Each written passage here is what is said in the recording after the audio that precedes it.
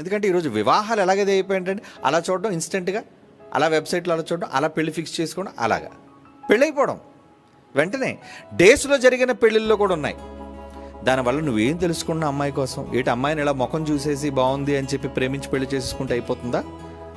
పెద్దలు చూశారు కాబట్టి సరిపోయిందండి సంబంధం అనుకుంటున్నావా? లేదా నువ్వు ప్రేమించేసావు కాబట్టి రైట్ అనుకుంటున్నావా? వాళ్ళ స్వభావం ముఖ్యం ఇక్కడ. చాలాసార్లు నేను అదే చెప్పాను. నువ్వు వివాహం చేసుకునేటప్పుడు లైఫ్లో ఒక్కసారి తీసుకునే ఒక పటిష్టమైన నిర్ణయం, దాని మీద నీ భవిష్యత్తు జీవితం అంతా ఆధారపడి ఉంటుంది దేవుని పనిలో. అక్కడగా నువ్వు తప్పుడు నిర్ణయం తీసుకుని ఒక తప్పుడు వ్యక్తి మెడలో తాళి కట్టావో, ఒకవేళ గయ్యాళై కూర్చుంటే, దేవుని పనికి నేను అభ్యంతరకారిగా నిన్ను మార్చేస్తే నువ్వు ఏమీ చేయలేవు కదా. బాధను అనుభవిస్తూ దేవుని పని మాత్రం మారడానికి వీలదు, చెయ్యక తప్పదు. భార్యల కోసం, భర్తల కోసం వాళ్ళు చెడ్డవాళ్ళ ఈ దుర్మార్గత బయటపడిన తర్వాత దేవునికి దూరం అయిపోయిన ఎంతోమంది అలాంటి వాళ్ళు ఉన్నారు.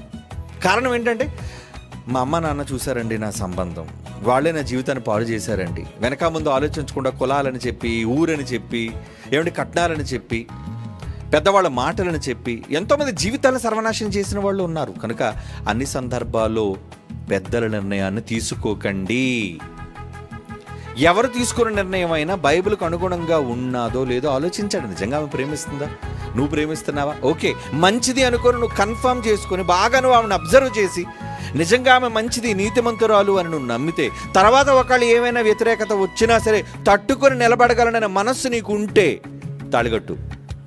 ఎందుకంటే ఎంతోమంది ప్రేమించుకున్న వివాహ జంటల విషయంలో, అంటే ప్రేమికుల జంటల విషయంలో తల్లిదండ్రులు ఒప్పుకోలేకుండా ఉంటారు.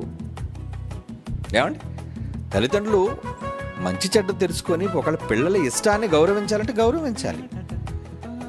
తండ్రులారా, మీ పిల్లల కోపం రేపకానిసి అంటే ఎందుకన్నాడు ఆ మాట?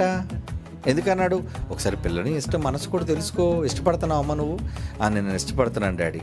అవును మమ్మీ, నేను ఇష్టపడుతున్నాను. ఓకే, ముందు అబ్బాయి మంచో చెడ్డో నేను ఆలోచిస్తున్నాను, కంగారు పడకు అని బాగా తెలుసుకోండి. ఖచ్చితంగా సాక్ష్యం దొరికింది అనుకో, ఇదిగో అమ్మా వీడు తాగుబోతమ్మా, వీడు మంచోడు గాడమ్మా, వీడు జూదగాడమ్మా అని సాక్ష్యం చూపించు.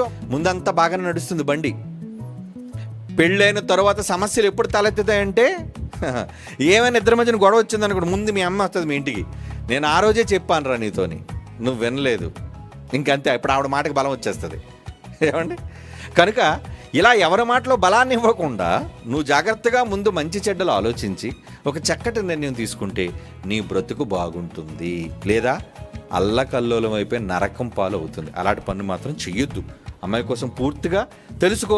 మంచిదని తేలితే ఎవ్వరి కోసం ఆలోచించకుండా హ్యాపీగా తాళిగట్టు. Because your major. పెళ్లి చేసుకో, దేవుని పనిలో ఉండు. ఓకే.